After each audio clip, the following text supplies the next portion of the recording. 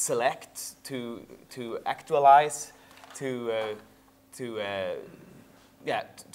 create contexts where this digital abundance can be meaningful. And for sure, copyright is a problem in this sense, because copyright is one of copyright's fundament is a very strict vision between the private sphere and the public sphere, and most interesting things happening between. But the problem is, it is not one straight line of progress ending with the end of copyright and then everything is fine. No one says everything will be fine after copyright. We already have to also deal with the problems after copyright, which is much more open. Yeah, that's good. I want to take this to a direction, but you can go. And remember, just raise your hand if you want to ask something or bring up a topic. But let's take from Carl and Peter, and then I want to say something. Yeah, thank you. I don't think that anyone doubts that illegal file sharing is going to disappear eventually. And as Rasmus says, I mean, this is not the end of history. This is not where everything is going to stay. There are going to be legal options in the future that are considered to be superior to going to Pirate Bay or some other torrent site and downloading movies and music.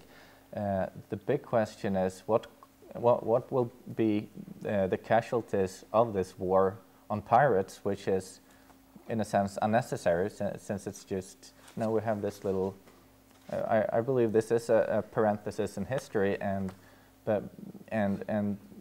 it's going to, but what's it going to do with the freedom of internet? What's this war going to leave behind it? And in a sense, it's a little bit sad that it's considered to be the pro-business position to be for strong copyright enforcement and more of a anti-establishment position to be against it, because you have all these legal business models, open source and so on, that are dependent on having an open internet, because that's the communication channel that they use to reach their customers.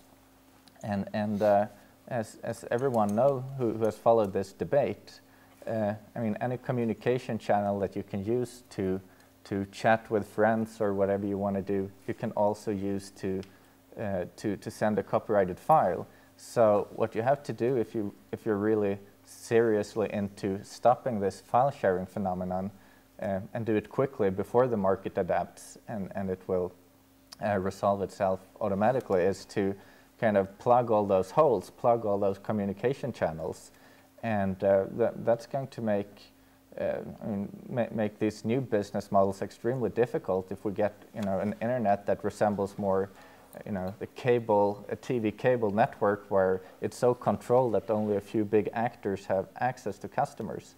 So this is what I think is that we need much more pro-business kind of people, more businesses who involve themselves in this debate, and because not everyone, I mean, certainly not people in my political party, takes it seriously when it's someone with pirate in their party name or their organization name. I mean, that's enough just to make many people shut their ears. And so I think we need kind of a broader set of ambassadors for these ideas. That's one of the things I want to take up, that this discussion shouldn't be about copyright reforming. It should be about how to save the internet, how to protect the new communication, the new technologies, instead of making them illegal. And the discussion has been very much about, are we going towards open source, are we going towards Creative Commons, are we going towards this and this? And I think it's we have to understand two things, and it's like the internet is very important and we just need to protect that to be open. And we need to understand that this will not be one business model that will solve all the problems. There will be many, and there will. Previously, we have had one business model for each different media type. We had like the business model of making a movie, having it on cinema, and later releasing it on DVD and blah blah blah. And today we have so many possibilities to use on the internet, and that's what we need to protect. That's the only pro-business choice.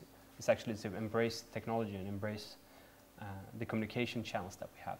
Yeah, that's what I wanted to take up, this economical economical side also that, like John said, we maybe have these three worlds, like the pirate world, the corporate copyright industry world, and then this open content, open source, so on world. And I guess we can imagine, let's say, some sort of business model for all of those three worlds.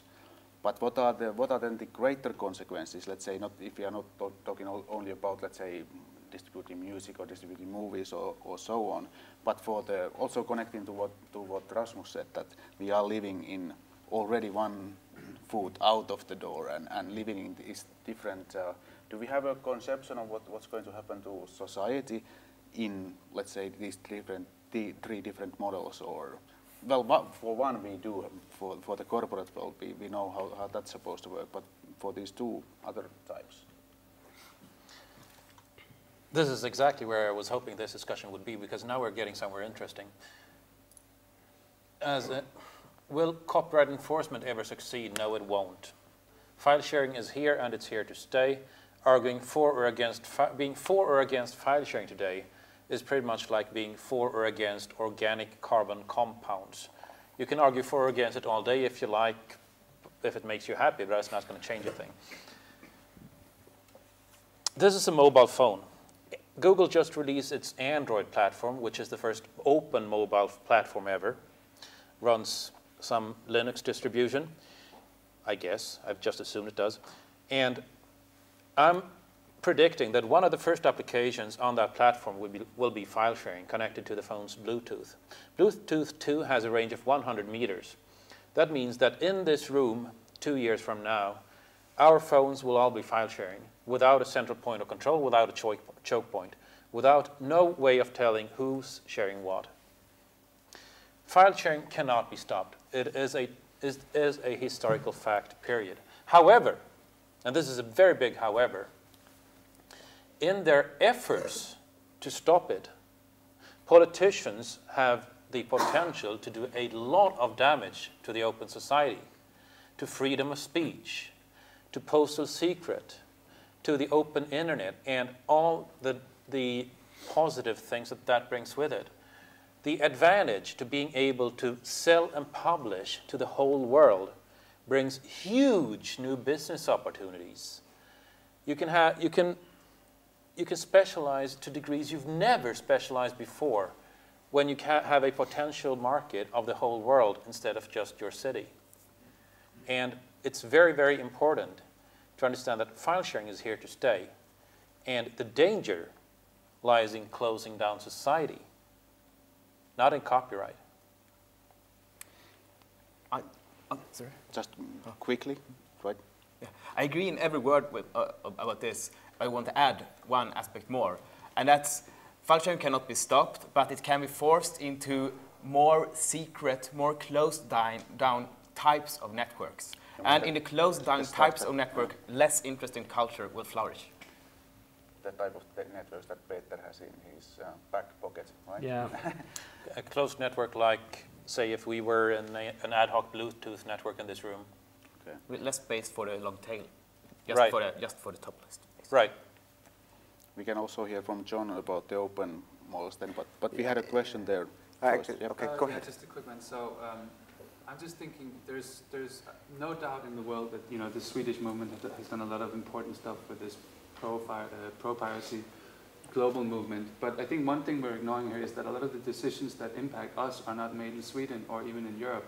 And this movement doesn't really have a representational span that allows people to say, go lobby WIPO or the European Commission or all these places where important decisions are being made about net neutrality or other important issues.